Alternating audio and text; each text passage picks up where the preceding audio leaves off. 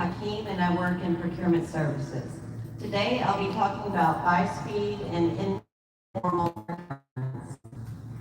What is buy speed? Buy speed is Port Houston's e-procurement system. The main components of buy speed are vendor registration is required. Selection of appropriate NIGP codes or commodity codes are critical to notifications. NIGP stands for National Institute of Governmental Purchasing. Once a bid or solicitation is released matching your NIGP code selected at registration, you'll receive notification by email. Here you can locate open solicitations, bidders lists, scoring matrices, and pre-bid information. You can respond to addenda and submit questions and receive answers. Also, the project advertising schedule can be accessed on the launch page. What are informal procurements?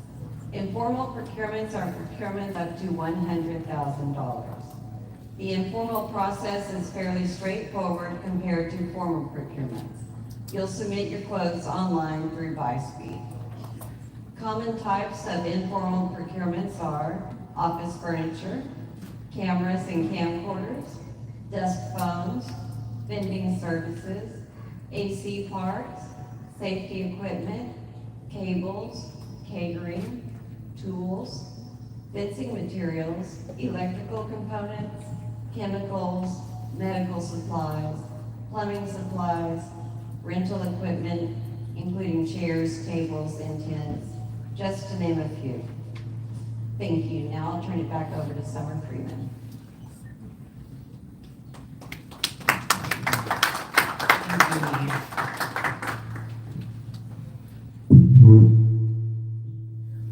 There are several ways to get to our procurement website. So www.porthouston.com is the Port Houston's main website. To get to procurement, you would hover over business and then click on procurement overview.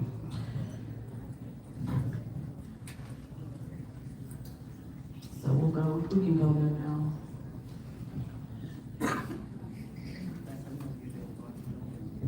Next we'll do the demo on the next slide.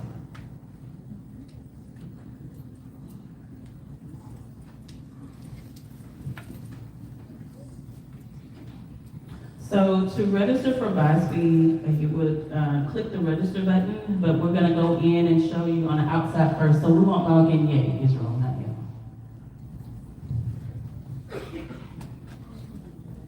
So,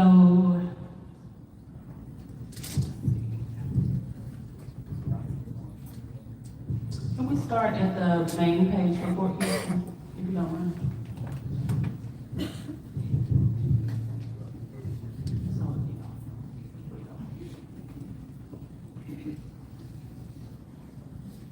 So to get to procurement, you would hover over business and then click procurement overview on the left side under vendor opportunities. If you scroll down, there will be, it will say click here to register in BuySpeed. So to register, that's where you click and it'll take you to BuySpeed. So click the link that's there.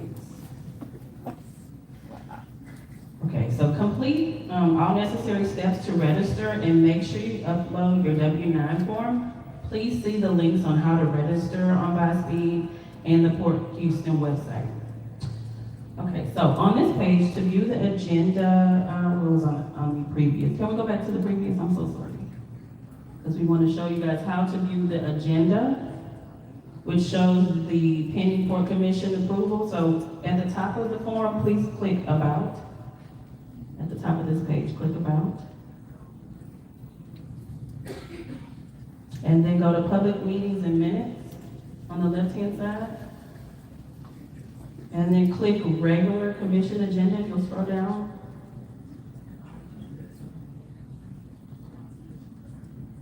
There it is. So before we can approve the projects, the Port Commission does the official approval. So once you've submitted your responses, that's what we're waiting for before we can move forward, after evaluation is complete. So then you would click download besides the date. So we just had one September the 26th. And if you wanted to view the agenda, it would be available 72 hours before the meeting. If you click there, then you can scroll through to find the project that you proposed on and to see who won that project. Okay.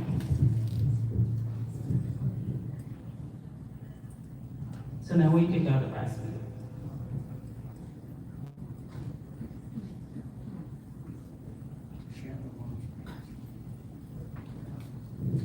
The launch page for this one is buyspeed.porthouston.com.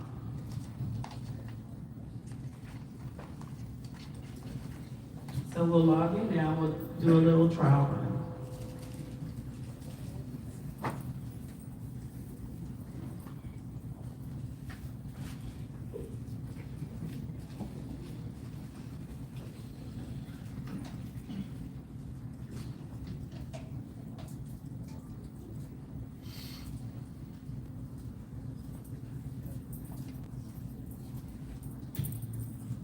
If it doesn't work, try it.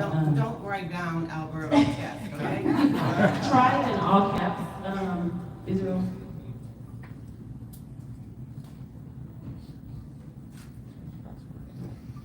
That should work.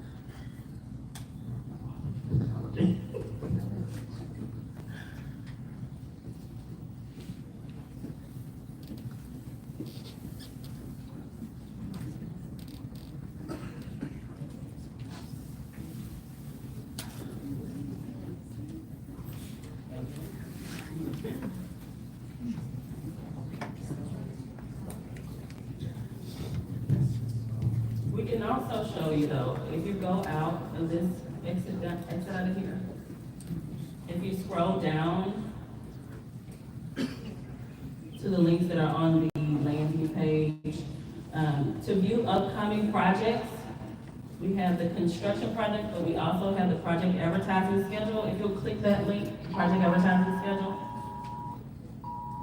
scroll up a little bit, in the middle of the page, right there.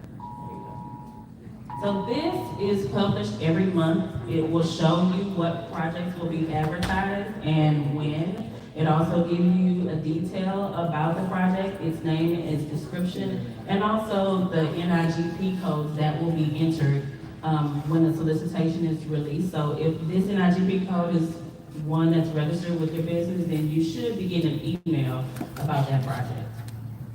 So right now, it's September through the end of the year. We'll be issuing a new one shortly in the next coming weeks.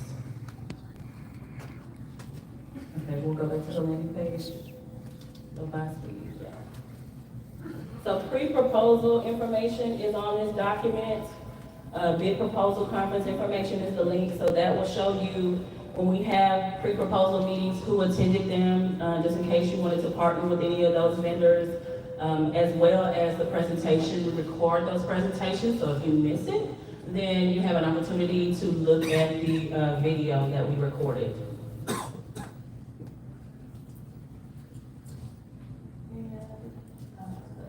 As well as the bidders and proposers list and scoring matrices, once we have officially awarded, then we post that information as well, so that you can look to see who won specific projects.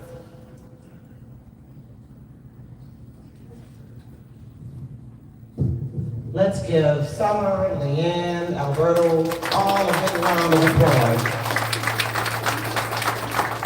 Thank you, everyone.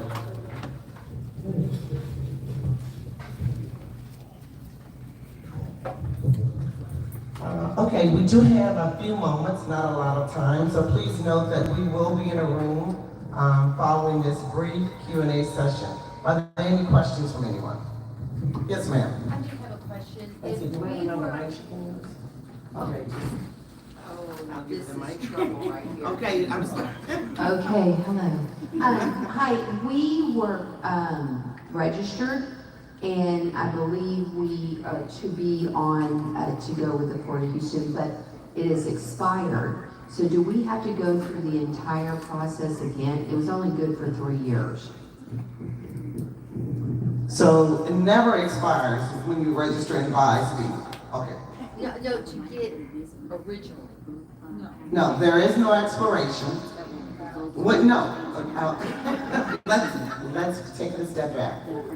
What you may be referring to is your certification. That's it.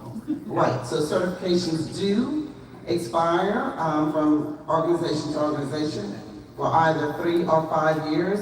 Please contact that organization and let them know that you would like to renew. Of course, you can always contact Business Equity and they can assist you in that matter as well. Okay? All right, yes, sir. I want to make sure everybody hears the question. Thank you. John Austin with Austin Business Strategies. We have vendors we work with, and I noticed one of the criteria was you have to have at least 5 references or 5 patent performance companies. Some of the vendors we work with may have been in business for say 15, 16 years, and they may only work with 1 or 2 firms, or maybe 3 firms at the most that I can think of right now. Does that take into account the tenure time? If they work with, say, maybe a city, an agency, and they've got the Fortune 500 company for that period of time, and never just have renewing contracts with those firms, do you take that into account for that tenure? Does that make sense? Roger, you want to answer that question? So, we do ask for 5 related projects. If you're unable to provide, 5 different contracts, then you have been in business with someone for over 10 years, you can list them by duration. And we will ask the ranking evaluation team members to consider that. I can't say because I'm not a member of the ranking evaluation team. We facilitate our ranking evaluation team meetings, but it would really be up to the team members whether or not they want to consider that or not. Am I correct, Roger? That's correct. Okay, very good. Any other questions? So for a new small minority business, that does not have the qualifications of 5 different business entities that they have been involved with, and they're just starting to figure out, how do you meet the criteria for that? So if I'm hearing you correctly, you're indicating that if you're a new small business and you want to pursue a certification, am I hearing that correctly? Okay. So you simply apply with those certifying agencies.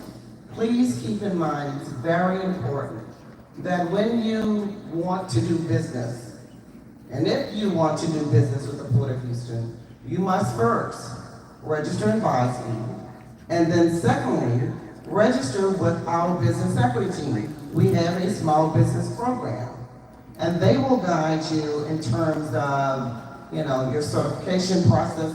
Now, we don't certify. We utilize 5 independent certifying agencies, but they will direct you to which one. Okay? You're welcome. Hi, Marilu from One to One Printers. Can you talk a little bit more about when it's okay to contact the port on a bid and when we have to stop? It's okay to contact the port on any matters outside of the no contact period. And so one of the things that Mr. Roger loves to tell vendors, and he may even want to get up and talk about this, but we have something called a lunch list learn.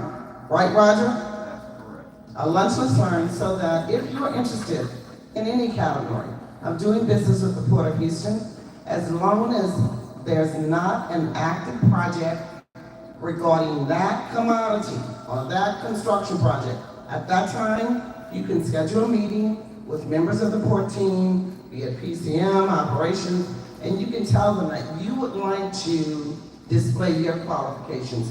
You want to illustrate your qualification statement. So yes, it can be scheduled and it can be done. I thought I saw another hand.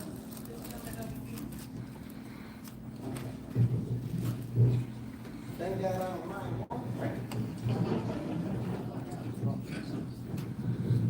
Thank you, ma'am. It was kind of in line with the same two questions that were asked before. Very similar, there's a lot of programs that have this minority-owned or small business-owned program. But typically, when it gets into the procurement process, they ask for experience that those companies clearly can't have. If you're a new business, small business, maybe you broke off from a larger firm to start your own business, it becomes challenging to meet those requirements. What I think sometimes the government needs to understand is when you submit for an RFQ, so we're an engineering design company, when you all submit or send out an RFQ and are looking for responses, you're perhaps hoping that you'll get some responses from minority firms, but when we see, hey, you're asking for 5 similar projects, we will just not respond to it because we know that looks as if it's dequalifying automatically. So just perhaps give us some, well, I guess it becomes a catch-22 because every entity asks for the same thing. And so it becomes who do we break through with? Who's going to give us an opportunity? How do we have faith that if we spend $2,000 or $3,000 or $4,000 in investment of staff time or consultant to help develop an RFQ to respond, that we're not just throwing money down the toilet because we're already dequalified. So if you could give us some advice on how do we approach that?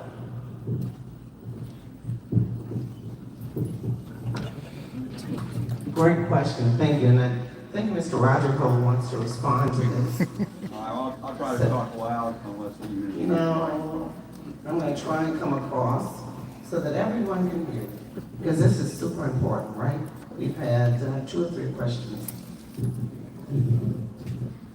Okay, yeah, my name is Roger Ho, and I'm the Director of Project and Construction Management. What the heck does that mean? That means I'm the old engineer here, okay? I've been doing this for a long time. This is my philosophy. I don't hire companies, I hire people. So I want to get to know you. Yvette alluded to what I call lunchless learn. We can't accept lunch. But I am more than happy for consultants to come in and come visit us. Every time we get a qualification statement, and if we have the criteria that there's 5 jobs you gotta reference, you know, that's really nice. And if you got 5, great. But what I like to do is get to know you. So every time we receive a qualification statement for whatever job from whatever consultant, you're not going to believe this, but that qualification statement says that you're the best in the world. On paper, you're the best in the world. But again, I don't hire companies, I hire the people. So if you come in, if we schedule an hour time with my staff, Craig and Ross, and we get to know you so that the next time you submit a qualification statement, we go, yeah, I remember that guy. He really knows what he's talking about. He taught us some engineering. A lunchless learn is not an opportunity to come in and show us great pictures of your projects. I see some photographers around. Showing me a great picture tells me that you have a great photographer, and that's all it tells me. Come in and teach me something. I'm not that old that I can't learn something new. Come in and teach me, then we get to know you, you get to know us. And if you're an engineering firm, you know the importance of a professional development hour. And I get one of those too. Life is good. Thank you, Roger. I hope that was responsive. Any other questions? Sure. Actually, it's just kind of to clarify. Okay, thank you for what you said. I do just want to mention, or ask, I should say, maybe I just am off, but if we are in a new business and we have that previous history in another capacity with another larger company, we're able to use that, correct, on a personal basis? Say yes. Yes. Okay. Yes.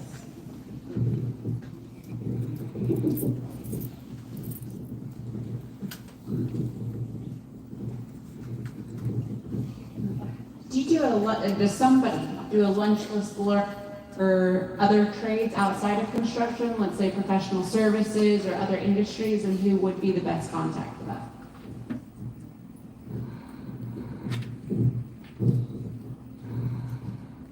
So most of them have been in the area of construction.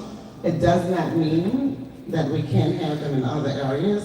What I would strongly recommend is to send your profile, send your, your qualification statements to the Procurement Services Department, and we will forward it to the departments.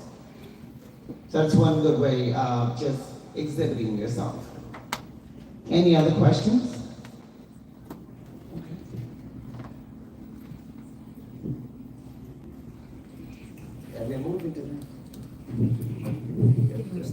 Yeah. Thank you, everyone. Thank you, Yvette.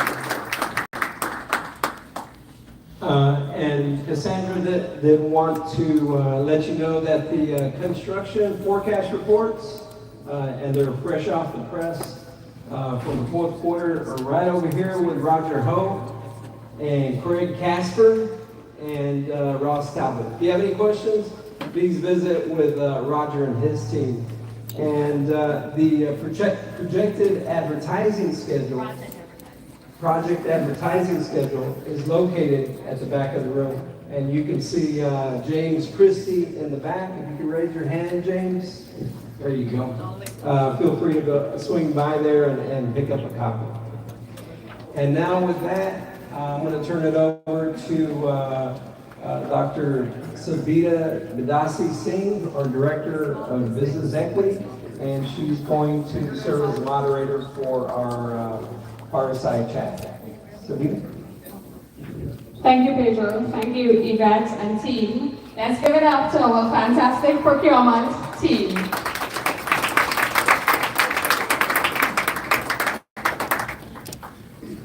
At this point, we want to get engaged with some of our prime contractors to really talk about inclusive procurement as they engage with each of you on the various ways that they work to develop technical capacity and assistance with each of the small minority and women-owned vendors across the different verticals that they serve.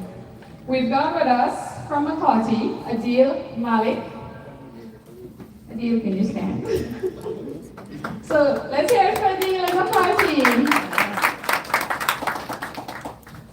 We've got with us from Satterfield and Ponticus, Elizabeth.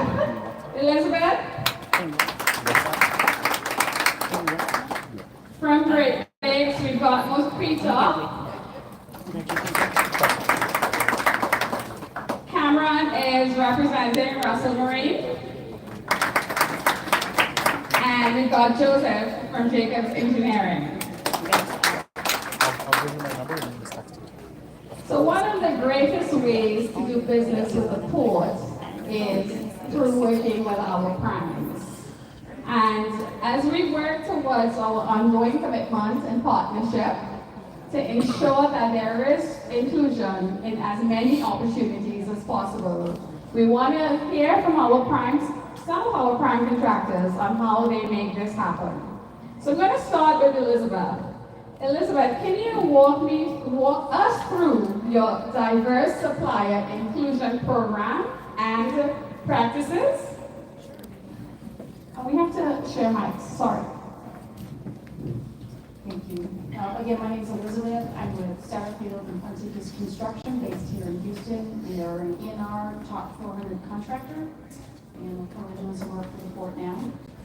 In terms of our program, we work hand in hand with trade contractors throughout the city, and we extend invitations through multiple ways. Through our bidding system, we utilize Building Connected to advertise our opportunities. We also interact in venues like this, where we can interact with the community, any other kinds of business development forums or seminars. We also work with local trade organizations like HMSDC, AGC, ASA, there's a whole slew of them. And our folks are available to talk to you if you have questions.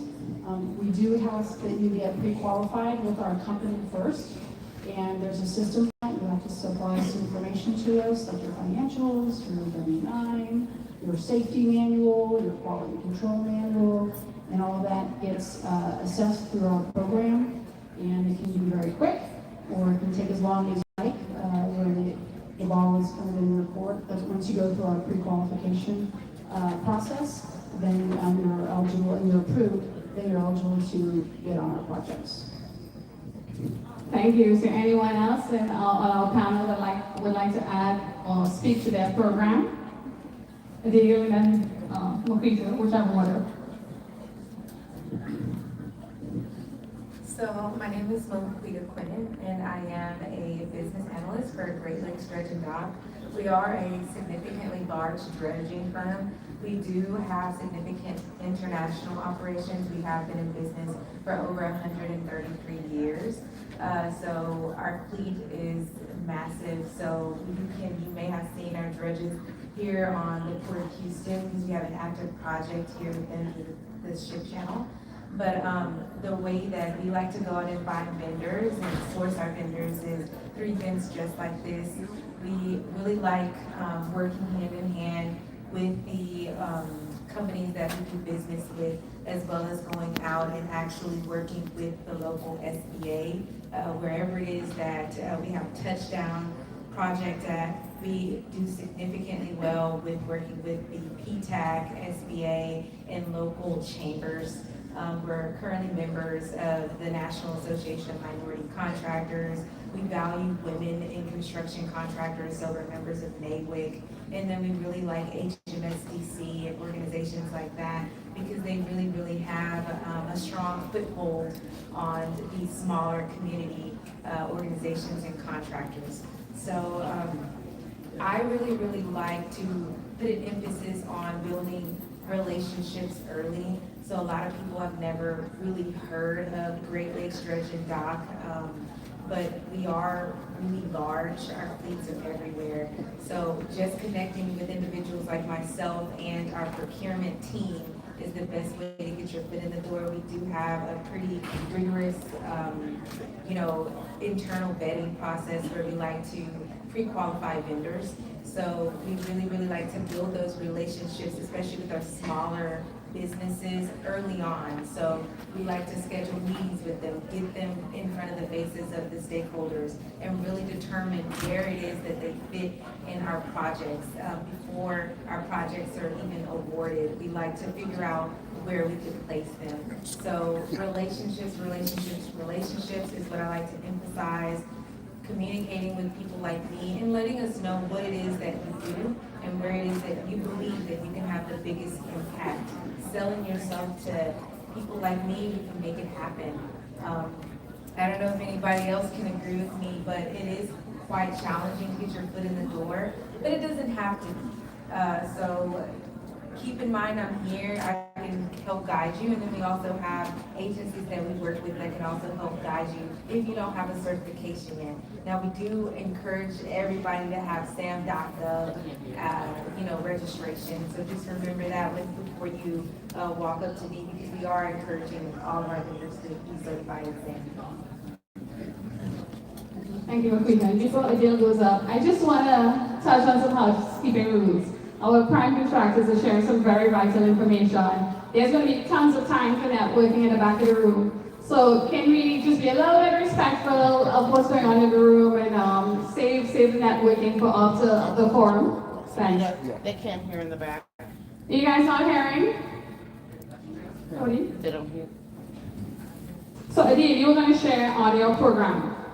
Can you wait until they can hear in the back? Thank you. Testing. Can you put your hands up if you can hear? Look at that, I did that without a mic. Hi, good afternoon, everyone. As mentioned before, my name is Adil Malik. I'm with McCarthy Building Companies. McCarthy has been around 160 years. We're a big nationwide contractor. We do a little over $5 billion a year. Something that we pride ourselves while being a large national general contractor is being a community builder. And the way we become a community builder is by participating in programs similar to this and other agencies. Being a mentor to small businesses has been first and foremost a priority of ours. Joining me today is Adrienne Williams. She's our Director for Supplier Diversity. Before you guys get to leave today, please make sure you get a chance to talk to either one of us This is a great opportunity for us to get to know you guys, get to know your capabilities. And as everyone's mentioned before, it all starts with relationships, and relationships at networking events like this. Several of my panel partners have mentioned it, Roger Ho has mentioned it. So please take advantage of this opportunity to get to know us better, to allow us to get to know you better, and so we can ensure we know how you guys can fit into some of the projects that are coming up. Thank you very much, Adil. Elizabeth, safety is important, so I'm just playing. But at this point, I'd like to ask Joseph, because we started our session talking about safety. And earlier today, I had a quick catch up with Joseph, and he shared a little bit about their Beyond Zero safety culture. So Joseph, can you share some of what that looks like with our minority and women-owned businesses in the audience? Hey everybody, as I said, I'm Joseph Scarborough with Jacobs Engineering Group, and when we approach our projects and every day we come into the office and we kind of embrace safety, we actually kind of think of it as beyond zero.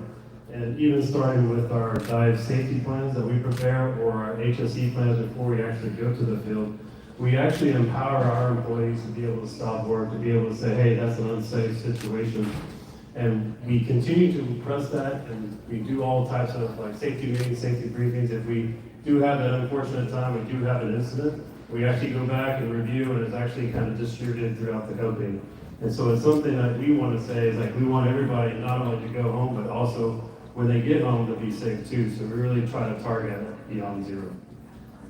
Does anyone else want to share on their safety practices or policies before we go on? Excellent. So I'm going to just throw this out to anyone in the forum. Can you give us a success story of a small minority or woman-owned business that you work with and develop from technical, in terms of technical assistance and stuff, and just kind of watch them go through a program and go from strength to strength? Does anyone want to take this one? Lots of takers, so yeah, we move along. So a couple of years ago, McCarthy was partnered with the Port of Houston on what we call the McCarthy Partner Development Program. And the idea behind that program was to be a capacity building program. The program involved about 15 or so entities, small business entities, and we went through various items as it relates to construction. It could be the bonding and finance piece, the insurance piece, safety, execution, quality control, so on and so forth. We had several firms that came out of that program that we were able to utilize on some of our projects. And it all started off with, the relationship, building the relationship, getting to know each other. Anthony Hall with Grammar Construction is an example of a firm that we can talk through. We had a project for the port that we were working with the port, and there was a small driveway that needed to be done on one of the sites. We were able to hire Anthony. We completed the project successfully. We aligned out what our expectations were, what the port's expectations were, had an extremely successful experience, and looking to utilize him on further projects moving forward. Sure, this kind of started out as a challenge and then it turned into something positive on a current project that we have. A subcontractor was in the process of going bankrupt, and it was a company that we wanted to sign up, but we couldn't do that, and so this was an electrical trade. And so what we ended up doing is we went out and found another electrical sub. That firm couldn't handle the size of the package, and so what we did is we split it up, and we split up the work between 3 different firms. We actually took on ourselves purchasing some of the electrical equipment because there's a substantial amount of money tied up into that. And it has been successful. It's a job that's currently going on right now. It's got a goal on it of 15% because it's flat work, it's a container yard, but we're now at about 17%. So we're tracking right now to be exceeding the goal, and we're really happy that we were able to bring those 3 other firms on to do the work. Thank you very much for sharing your stories. Excellent. Good afternoon, Cameron Tukes with Russell Marine LLC. Just want to talk about one opportunity for the importance of listing your classifications. You may be a small business, but also a minority or a woman-owned business. The Port of Houston sometimes has SBE requirements, but they also have MBE specific to the type of project or work. So just ensuring that you're classified within their system and the other entities here in Houston will allow you to be maybe notified of the NIG identity. The coding. So just want to emphasize the importance of making sure that all of your classifications are in when you're pre-qualifying. Absolutely. Rita? And I guess we pass it down to Joseph Johnson. Yeah, so I just want to highlight this vendor, O Enterprises. So they are a woman-owned fuel vendor. We use a lot of fuel operations on our dredges. So it's difficult to find vendors who can provide fuel for us that are small businesses. Typically they reach their cap.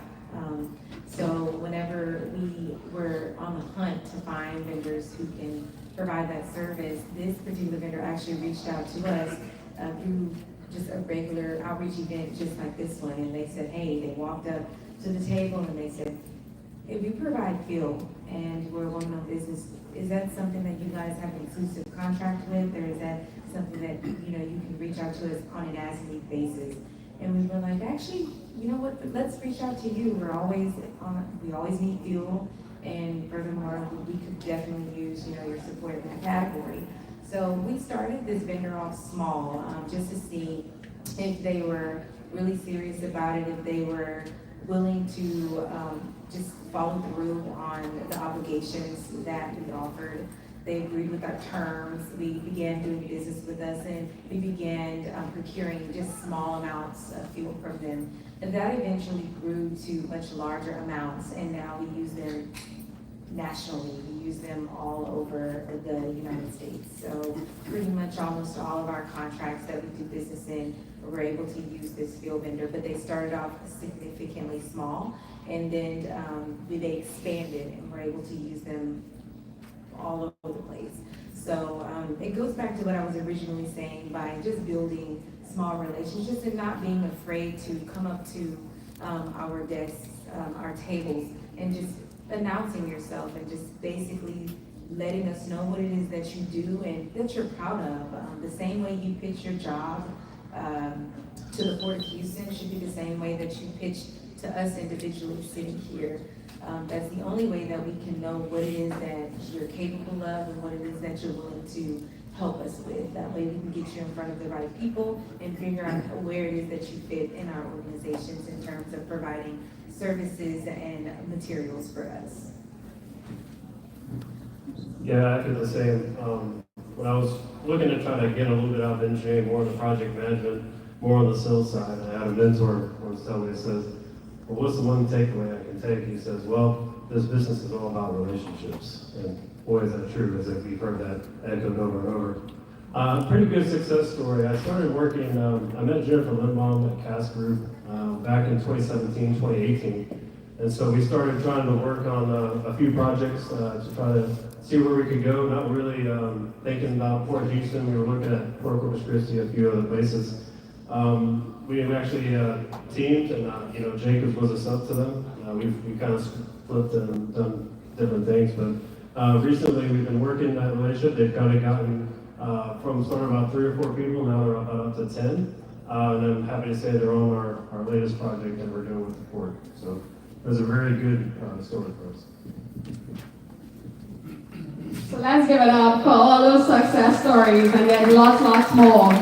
This is good news. This is good news for all of us in this room. One of the other questions, and I'm going to give everyone on the panel a chance to respond to this, is can you outline the strategies and initiatives your company employs to ensure a fair and equitable selection process for small, minority, and women-owned businesses? Any takers to go first?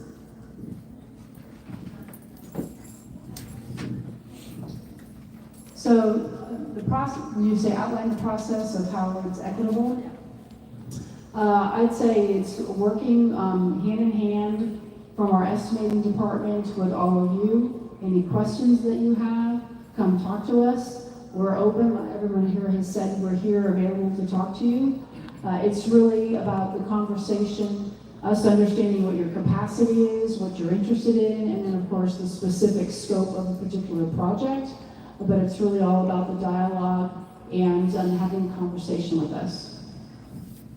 Thank you. Yeah, on our end, we've got a similar process. I'd say a few things to add to that is we will ask our subs and vendors to provide safety and quality information as well. And we're taking a hard look at, particularly on the safety side, what are some of the EMR numbers that the subcontractor has had over the last few years. And that is a big key decision driver for us. If anyone's got an EMR of greater than 1, then we really toss them aside.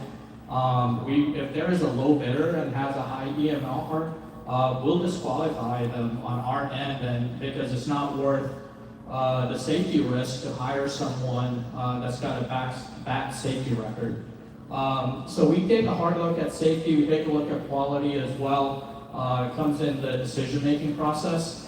And I'd also say that when you do get feedback from our estimating teams, make sure that it's the feedback you're looking for. You know, if there's some specific details, if a small business has proposed on a project for us and you're trying to find out why you didn't get it, ask for that feedback. And if you don't seem like you're getting anywhere, you know, at least for our company, reach out to me and I'll try to drill down into the details to provide some better feedback, because the only way you're going to get better is by knowing how to improve. So don't be shy on asking for that feedback. It's what makes us all better.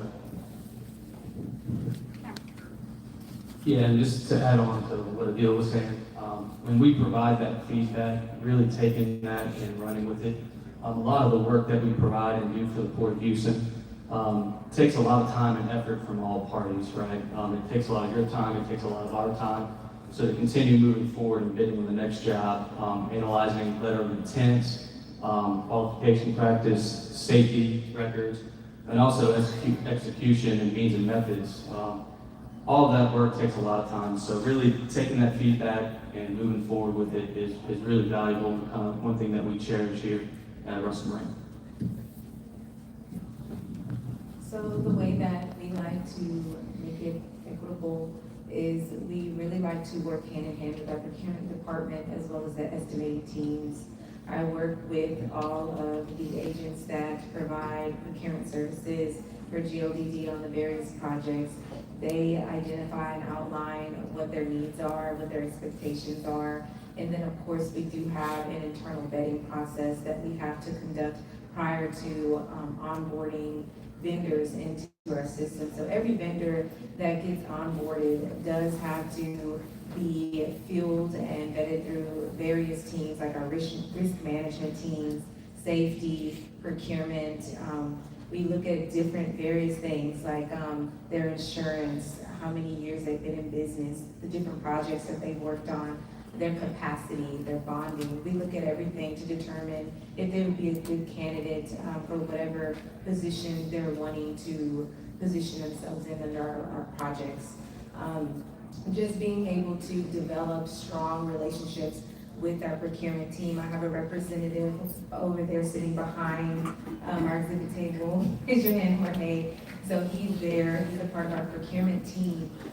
I've developed strong relationships with them and our estimating department as well as safety to determine what they like to see in our small businesses, because they understand that they're automatically not going to be at the level of capacity as the large businesses. So they have carved out, areas where they like to procure directly with the small businesses. So having that relationship and connection with them and being able to identify what those needs are, so that whenever small businesses approach me and express, a desire to work with us, I can help them and guide them through the paperwork and, getting everything together. so that, we're successful on both sides. The last thing that we want to do is get a vendor in the door and then they're not able to fully perform the work because of financial reasons or that they're not at capacity. So that we do everything that we can to prevent that on the on-front so that whenever we get them out on the project, they're set up for success. And on the Jacobs side, we really, when we go off to work, it's mostly qualifications based with public entities. And at Jacobs, we've really embraced a culture of diversity, inclusion, and equity. We find that it kind of helps foster innovation and helps our teams perform at a higher level. And so it's really ingrained into us in our work and with our employees and then also with our project teams. And so some of the ways that we ensure we do these mentor and protege programs with the City of Houston. We've done these since the early 2000s, working with them and developing small business to bring them up, and then turning them in and working on our projects there. So it's something that we continue to evolve and be a part of, and it's ingrained in our culture, which kind of ensures that it will move forward. Thank you guys for sharing that. One of the challenges for a lot of small minority and women-owned business, often at times, it revolves around timely payments. Just help us understand what does that payment cycle or process look like for each of your companies when you work with diverse businesses, and what are some of the nuances they need to understand when working with you? As far as payment, I'm happy to say we cut checks weekly. So that's good for everybody that does work and needs payment. Now, of course, we're relying upon when we're paid by an owner, so that's going to dictate things as well. But ensuring that your paperwork to us and your pay applications are all correct and the information is there, that helps to ensure that the process can move along quickly, because the last thing you want is there to be errors or missing information on your paperwork to us, because that just slows everything down. So the more you can have that complete, the better off the process is. Yeah, same here on McCarthy side, similar to S&P. We have a very regular pay cycle, and it's kind of dictated upon pay by pay from the owner.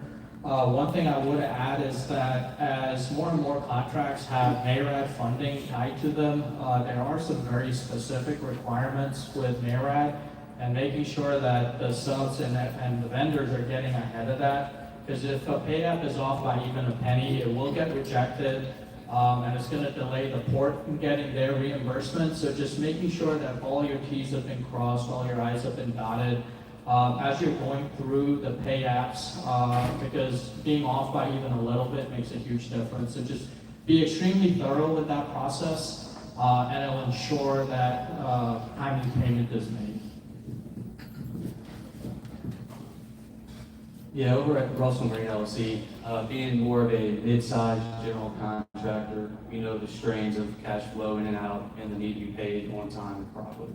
So the only thing I can advise on is, before signing up to the contract or even early on at the bid process, is kind of being open and up front with your payment terms, knowing what needs to be met, and just kind of working hand in hand with the general contractor. Sometimes there are things where if you have a bill, we may not be able to pay 100% until paid on paid, but if there's a little bit of money that we can front and help the small businesses out, keep the lights on, the doors open, being open and honest up front will better those odds.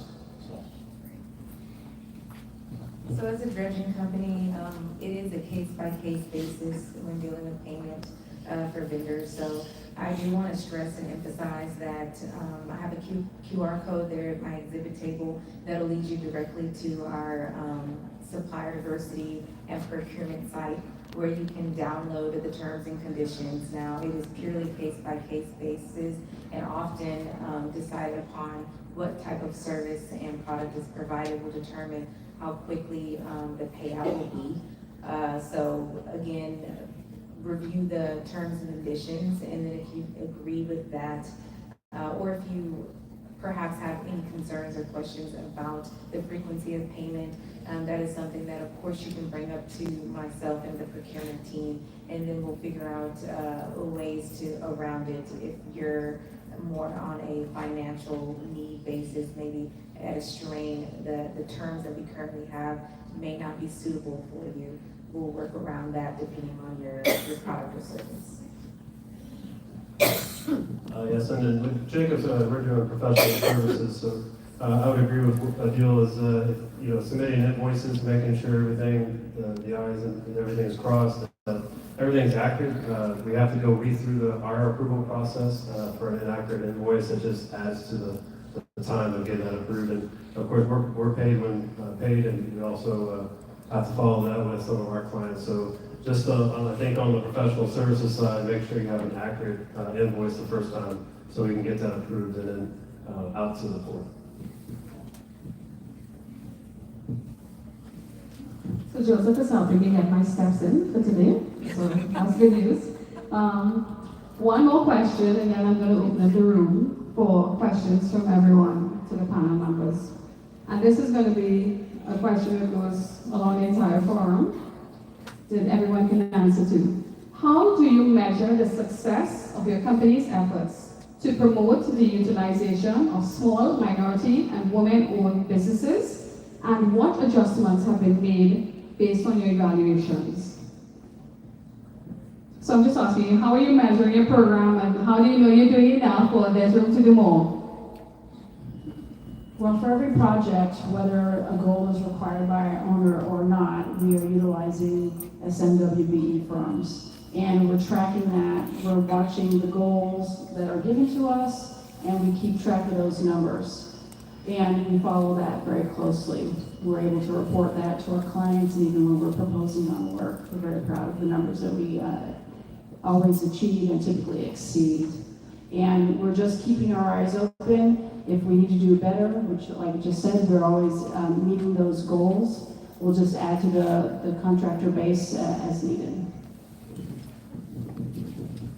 So for McCarthy, we've actually established a 20% aspirational goal on all of our projects, regardless if there is a requirement from the client to have a goal.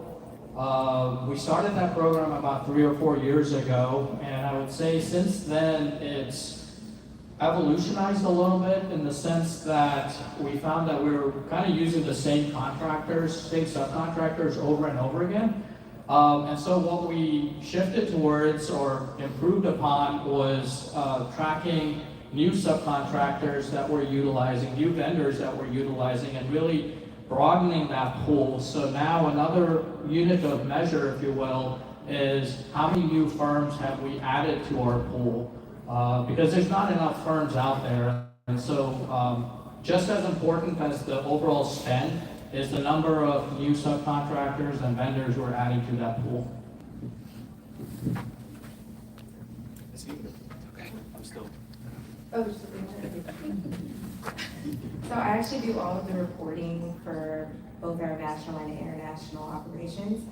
So I'm the one who tracks all of the spend, and I've developed, reports that will allow me to have indicators that will predict and project how we will perform based off of how we're spending.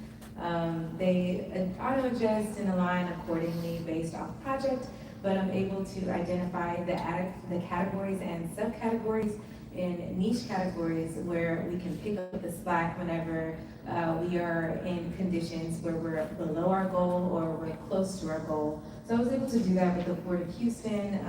I quickly saw that, perhaps we were not able to hit the goal accordingly, so I was able to adjust accordingly, work with the procurement team, get vendors onboarded, start utilizing them accordingly, and then we were able to adjust the spend pretty quickly. So I'm able to do that with all of our projects that are goal-based. I work diligently with our estimating team, and then we identify vendors that we've onboarded at events like this, events that, we said, hey, what, this vendor seems like they're a good fit, and we're able to utilize them and count their spend that way. So I do that pretty much for all of our projects, and that's how we're able to stay on board and on top of meeting and exceeding all of our minority goals. Like some of the other folks have mentioned, we track and with a spreadsheet kind of see where we are in our projects. I represent the ports practice here in coastal Texas. So we look at our projects and track and see where our percentages are.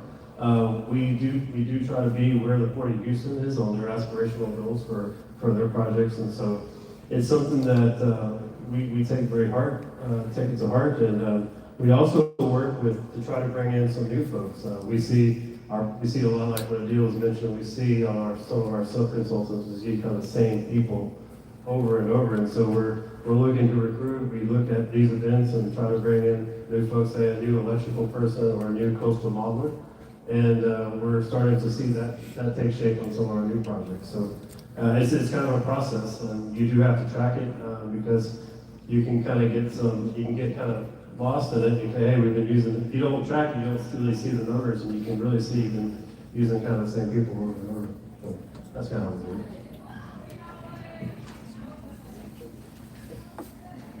do. So Russell Marine, we're fairly new here, so we judge our success with our diversity and inclusion programs are being invited to events like these, general contractors who are pretty much pioneers and paving the way for this type. So that's how we judge our success, right? It's being here, trying to hear the questions, hear the concerns from our partners in the SBE minority environment is where we're learning how to develop our process and try to pave our own way. Thank you very much. And availability, pool availability of vendors is so important to all of us. So this shows your commitment and efforts, and we appreciate all that you do. Now I'm going to open the floor for questions. Does anyone have questions with any member of our panel? Now is your chance to talk to our primes, some of our primes in the room, and just ask them about their businesses, get to know their businesses.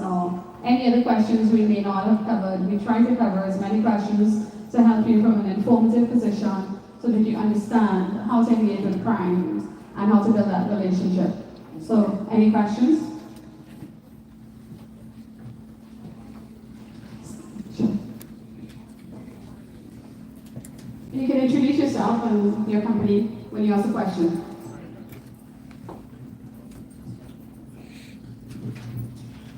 Hi, my name is John Austin, CEO of Austin Business Strategies.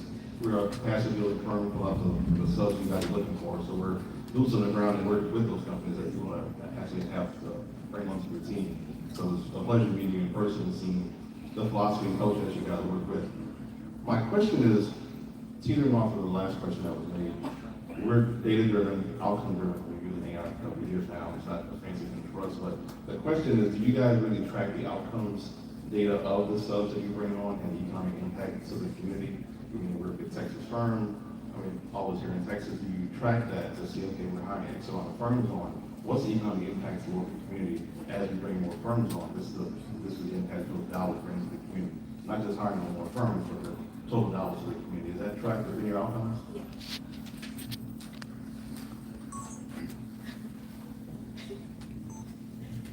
I think I'm probably over to you. Yes, I do track that too.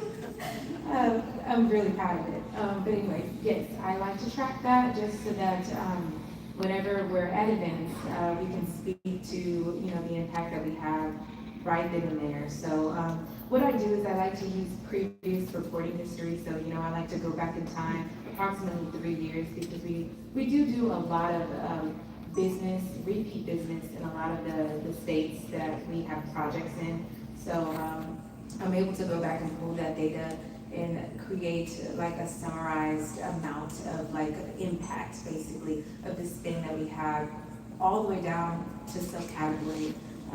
And then I like to, sometimes depending on if they want to know, okay, if it's a hub zone business or whatever, how that economically impacts, that area. So I like to speak to that because I think that it's important to know why, areas like that are so successful. You have all the way down to the barber shops. these dollars go back into the community and they're recirculated, you can almost match that with the growth of that particular area, that city, that state even. You can say, wow, in the past 3 years, just, Brownsville alone, just saying, with the Rio Grande area, Brownsville alone has significantly increased with this project. They've got, X amount of $1 million of, people have moved into the area. And it's nice to say that perhaps you've contributed to that, right? Because you hire firms locally, that means that they're based out of that city or they're based out of that state and they're doing work there. So obviously they're gonna hire workers that actually do work there. They're gonna need somewhere to live, they're gonna need somewhere to stay, they're gonna need somewhere to shop, get their groceries, go get their hair done. So it's nice to be able to track those dollars back to that if you see an increase, in both. So yeah, I do that too, just for fun, just so that I can say, wow, I helped award a contract here, and that firm actually is based there. They're paying taxes there. They're voting there, for the representatives, and it's nice to see that they hired people who are local and that they live there. So for Puerto Rico, I track them based like the workers program, labor hours, all the who are they hiring and bringing in, that kind of stuff. So it does help, and it makes you feel good as a supplier diversity representative to be able to tie your success with numbers. So, but I am an analyst, so that's my job. Anyone else? Any more questions? Marilyn?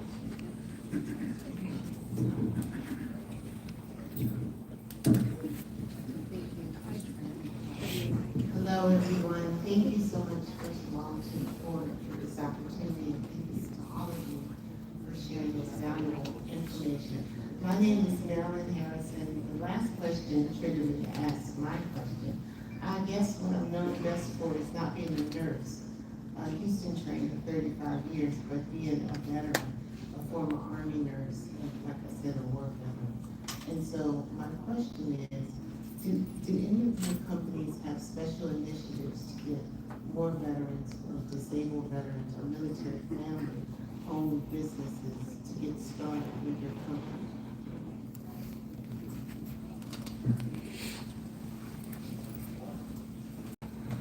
Thank you. At Santa Fe Fonticas, I know we have an upcoming event. There's a career fair for a veteran organization, and I don't have the exact date. I believe it's coming up here in the next week or two, but I met a gentleman with the Veterans Organization and got him connected with our HR department, which does all of our recruiting, whether it be any associations or the collegiate level. And so I'm happy to say that we're doing that now. All right, going once, going twice. Any more questions? So, Hannah, we must have done an amazing job because we answered everything before they were asked. At this point, I'd like to thank Elizabeth Stiman, who's the Senior Business Development Director, Senior Director of Business Development at Santa Fe and Fonticas. Elizabeth, let's hear it for Elizabeth. And they've got a table in the back, so please stop by and meet her and Camille and the little one. Yes. Let's say a big thank you to Adil Malik, who's the VP of Estimating McCarthy Building Company. Thank you, McCarthy. Thank you, Adil. Next, we've got Cameron Toops, who's the Senior Project Manager with Russell Marine. Russell Marine, thank you. Maquita, you've been very informative. Maquita Quinnan, Small Business Analyst and Liaison for Great Dredge and Dock Company. And last, but certainly by no means least, Joseph Scarborough, Senior Project Manager, State of Port and Maritime Group. Thank you very, very much for helping us do this. We appreciate you. No worries. Now I'll pass it over to our Master of Ceremonies, Pedro Garcia.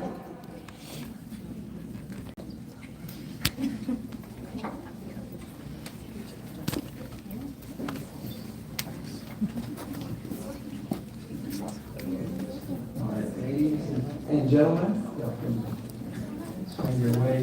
this way.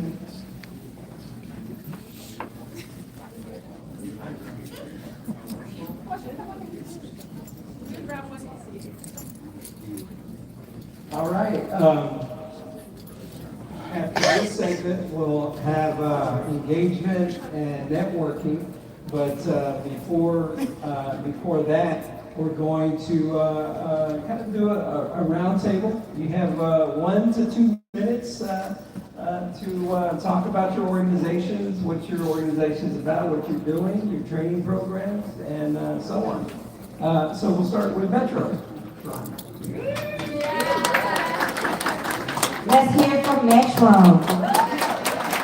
Look, no, let's hear from the Port of Houston. Let's give another hand of applause for Vita and her team. This is absolutely great. I am Shawanda Murray from Metro's Office of Economic Business Opportunity, formerly known as Metro's Office of Small Business. And to my left is our amazing certification specialist, and her name is Keandra Brooks. This is Miss Keandra Brooks. You guys remember Monique Pettaway? This is our new Monique Pettaway, and she's doing an amazing job with certifications. I want to start off by letting you know our partnership, we value our partnership with Port Houston. We are one of their certifying entities. So if you get, once Keandra certifies you to do business with Metro, you can do business with Port Houston. So our certification is a 30-day process, but pending you have all of your information, Keandra can get you certified within 2 weeks. Isn't that good? Let's give her a hand clap. Also with Metro, the reason our name changed is because we've added 2 different components to our program. I saw Miss Marilyn with her awesome self ask the question if there are opportunities for veterans. Well, the reason we're no longer the Office of just Small Business, which we're still in the trenches, that's our main fight is for you, the small business. But we now have added 2 new components to our program, and that's a veterans program and a persons with disability program.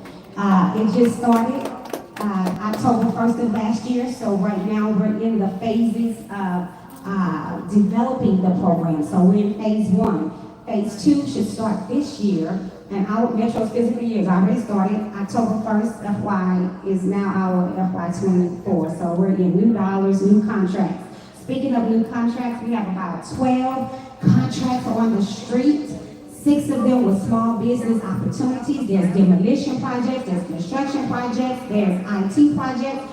They're live and they're real. Also, last but not least, Metro has a new component on our website. For you, the small business, I really want you to take advantage of that. We put our PO opportunities on our website now. So when you're looking for a small purchase opportunity under $50,000, Metro showcases that now for you in hopes that you, the small business, will take advantage of that. Speaking of that, I know we have success stories, but Ahmad, can you stand for a second? And then I'm going to take my seat. Ahmad Draco is a small business, and we have a program where these partners up here, we are in the Metro's Interagency Mentor Protege program. And within that program, Ahmad was on the call because he's a part of our graduates this year. I said to them, there are 6 of you that are in construction on this phone, on this in this meeting. There's no reason why you shouldn't go for that PO opportunity that Metro has.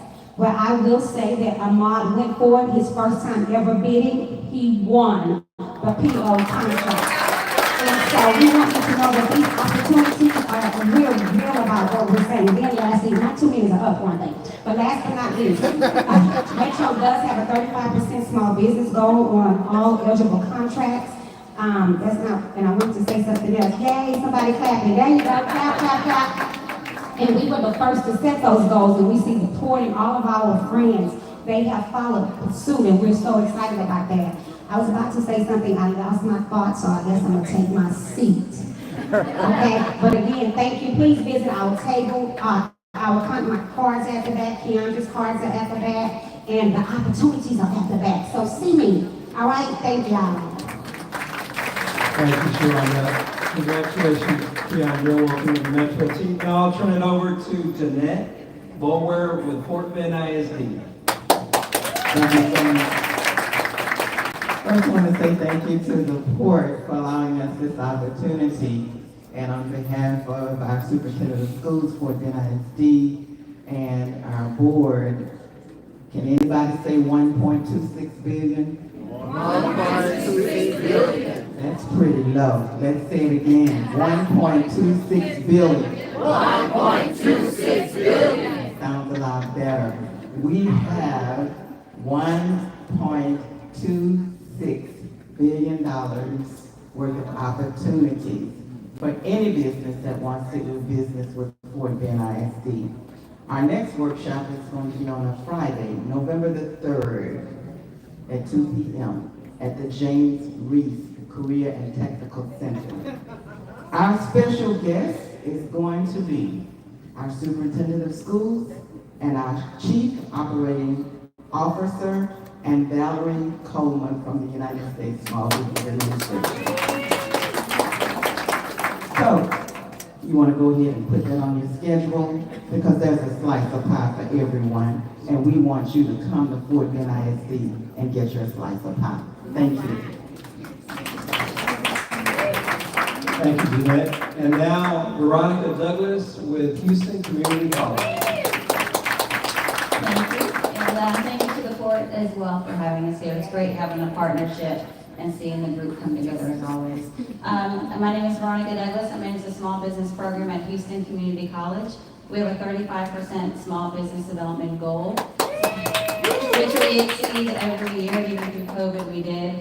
The only way that we're able to do that is through utilization of our certified small businesses. So please get certified if you can. However, if you're not certified, you can still do business with us, but our goal is to get you certified so that those dollars count towards our goals. So quickly, let me tell you about our opportunities that are available on our website. Our brochures at the back where you can go to our website and download these opportunities as well as register as a bidder. But I'll go ahead and name them all for you real quick. The first one we have is an RFQ for professional architectural services. We have a website redesign project. We have an RFQ for legal services, a quote for a lift station submersible pump replacement at 3100 Main, a quote for a 2024 Chevy 1500 Silverado truck, an RFP for pest control management services, an RFPC for a pre-owned international semi-tractor, an invitation for bid for parking lot pole replacements at the Ailey Hayes campus, and a IFB for fire alarm systems at Coleman campus. So these are just the projects we have out today. It changes every day. If you're interested, you must go to our website, hccs.edu/procurement to register, or please come by my table. Thank you. Thank you, Veronica. Brandon, ladies first. Portia Jackson with the city of Houston. No, come on up, Susan. With Houston Minority Supplier Development Council. Thank you.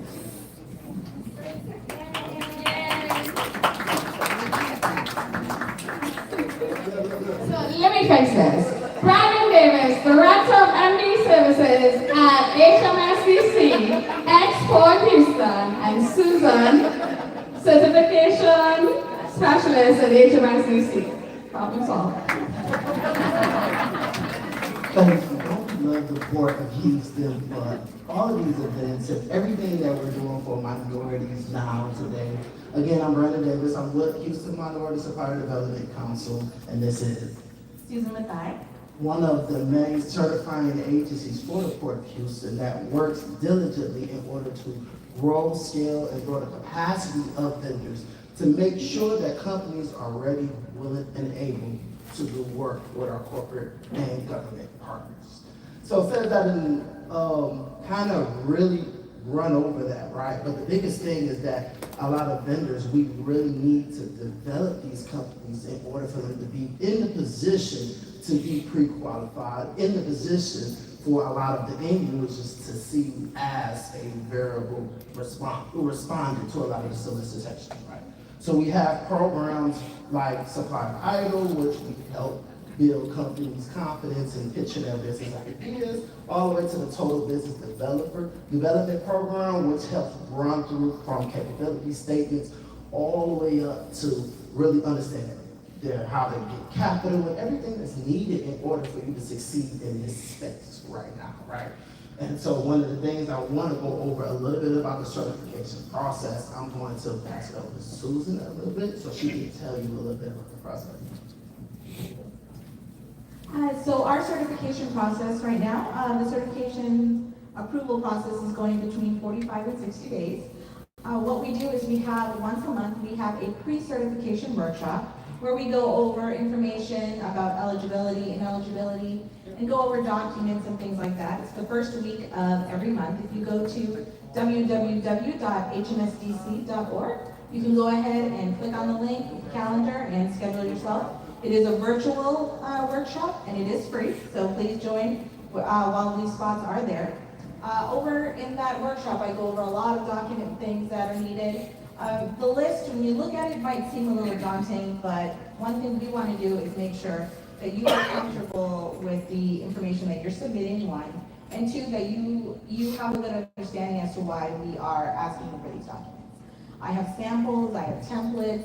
I also have the opportunity for one-on-one meetings with you as well, if you'd like to discuss the documents and anything that you might be missing. So we do encourage you to really to be a part of the entire, the whole process. We want to be a part of that with you.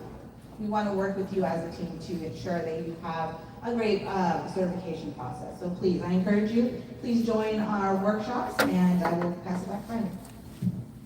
All right. And last but not least, outside of coming back and speaking to us in the back, because we're going to be here this whole time, anybody that want to talk to us, I will stand there and wait, right? Because this is a passion-driven field. You took the time out of your day, out of your business, to come and speak to us. I will stand here and listen to each and every single person in this room if I have to. Next week, on the 11th and 12th, we do have Expo.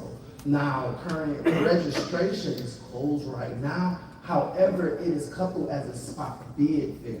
What that's saying, a lot of governmental entities around the state of Texas has pulled together procurement specifically for minorities to be able to bid on. Now, you do not need to be an attendant in order to respond to the solicitations. Remember, you don't have to be there. Now, that information is going to be posted on our website. Once you come back, scan one of these flyers, you'll be able to get in contact with us to see that. A lot of times, most people lose procurements because they don't bid. A lot of people win procurements because they were the only person to bid. Remember that. All right? Thank you. See you later. Thank you. Susan and Brandon, before you go, are there any members in this room that's not certified? You may want to talk to HMSCC because there's a Rockefeller grant that pays for certification. So Susan, do you want to talk to some of these vendors in the room about that? So for 2024, right now, we are enrolling people for the Rockefeller grant. It is basically an introduction into our leadership academy. We do other programs as well for you to fulfill those requirements, and you will get your initial certification fee waived. So that's a part, like I said, you join a leadership academy, you do a supplier idol where you create a pitch, and all these different programs that we have, and it'll be through our MBE development specialist. Her name is Selena Gonzalez. She's the one that sets up this program. Please, if you are interested in this grant for 2024 and applying, like I said, your fee will be waived. At that point, please let us know. You can contact us. We have digital business cards that are in the back there that you can scan, and you can go ahead and reach out to any of us. You can always reach out also at my email address, which is certification@hmsdc.org. Thank you. Thank you, guys. And up next is Portia Jackson, Dr. Portia Jackson from the City of Houston. Portia, welcome. So, good afternoon, everyone. Good afternoon, everyone. Good. So, thanks for the Ford for having us and having all of us. We all work together to make sure you all have the opportunities and you're prepared for those opportunities. I'm Dr. Portia Jackson with the City of Houston's Office of Business Opportunity, and I'm joined by my colleague in the back, Vanessa, with our certification team. Wave, Vanessa, there we go. So we certify in minority, woman-owned, small, persons with disabilities, airport concessions, disadvantaged business enterprise, as well as the state certifications hub. So we can get you certified. Make sure you check with us. Our information is in the back. And I cannot leave without telling you to save the date for December 7th is our annual Meet the Buyer and Procurement Forum. Yes, yes. So at that forum, we're going to have all the major city buying departments there, as well as our friends that you see here and some more with business support organizations, opportunities, primes who are looking for subcontractors, and we have some featured workshops which include a workshop dedicated to women in transportation, going over all of the different facets on how to get involved in transportation, as well as we have someone from Amazon coming to talk to you all about how small businesses can get listed on Amazon and take advantage of those opportunities with the buying departments of the City of Houston, as well as we will have on-the-spot DBE certification. So we want you to come out, get registered for that. It doesn't cost you anything. Nothing that our office offers, including the certification, is at no financial cost to you. So please take advantage of that. That's December 7th. It'll be at the George R. Brown Convention Center. And you can go to our website, houstontx.gov/OBO to register, and we'll also have information in the back as well. Thank you. The time will be 8:30 to 12:30, December 7th. Thank you all. Thank you, Portia. And now the please, with the SBA. Thank you, Trevor. Good afternoon. So I'll tell you, this event really kindles a soft spot in my heart. 31 years ago, we had a director who is from Houston, came back to Houston to lead this office, and this was his vision. His vision was all these organizations working together seamlessly, knowing what each other were doing, and having the ability to contact each other so that when you called one of them, you were reaching out to the whole network. That's the first thing. 21 years ago, I was here helping the commissioners set up this program because they came to us and said, we want to do this. And when they asked us, and we're going, I'm glad somebody asked us, because this is what happens when you set up a program that's going to be doing good for the community. Okay, so we applaud everybody here, the port for hosting us and whatnot. My name is Miguel Ruiz. I'm in my 31st year. Yes, I'm not old. And on behalf of our team up there, our director, Mark Winchester, our deputy who's sitting right here. We want you to engage. The resources are there. Houston has resources for you. Reach out to them. The knowledge that you glean from each one of these individuals and every part of our resource network makes you stronger, makes you better, makes you prepared. I don't want you to be a scout, I don't want you to be an Eagle Scout. I want you to be prepared with going, it's not for lack of trying. The SBA.gov website, if you tip from the top right, it says local assistance. Put in your zip code. And all these resources start popping up. Okay? Our certifications. So the government, the federal government, this is the federal government, I'm that little federal agency, has Hub Zone by location, women-owned small business, service connected disabled veteran-owned small businesses, and we have a program called 8A Business Development Program. What we would like you to do, what Congress wants you to do, is to engage the different resources that we have at SBA through our partners, Small Business Development Centers, SCORE, Women's Business Centers, Veteran Business Opportunity Centers. Yes, there's a Veteran Business Opportunity Center, okay? And they'll be in town. I believe there's a series, a 4-part series coming up here starting Thursday for veterans and spouses, get them in the entrepreneurial training mode, okay? So again, avail yourself with what's going on there. Talk to our primary focus is going to be for you to get consultation on contracting, government contracting, through the APEC Accelerator, which is held out by Small Business Development Center, okay? So please, utilize what we have, reach out to anybody you see up here, and just ask, okay? And we'll be able to point you in the right direction. Thank you very much. Thank you very much for the also certified partner on other agencies.